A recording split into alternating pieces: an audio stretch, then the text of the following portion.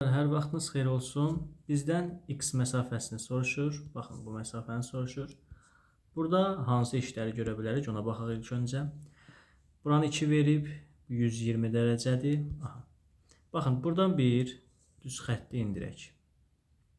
Bunları birləşdirirəm.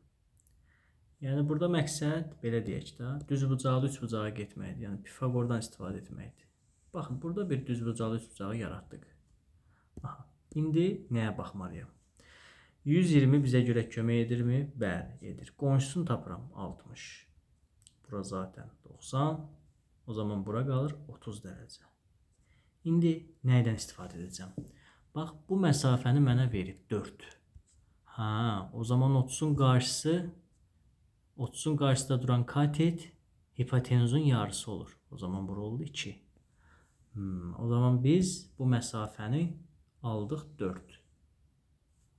Deməli, buranı yazıram 4. Bəs yaxşı.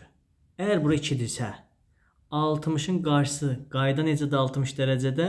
60'ın qarşısında duran katet digər katetin kök 3 mislidir. Vəssalam. Bu məsafəni də aldım. Artıq hipotenuz oldu bu. Deməli, tapa bilərəm. Hipotenuzun kvadratı bərabərdir. Digər katetin kvadratı plus digər katetin kvadratı.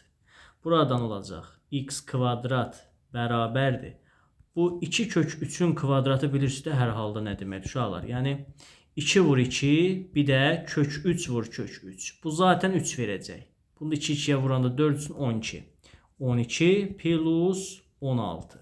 Buradan x kvadratı alıram 28. X o zaman olacaq kök 28. Vəssalam. Və yaxud kök 28'i sən necə yazarsan? 4 vur 7, hə? Deməli 4'dən nə çıxacaq? 2 çıxacaq. 2 kök 7. Bu suala siz baxarsınız.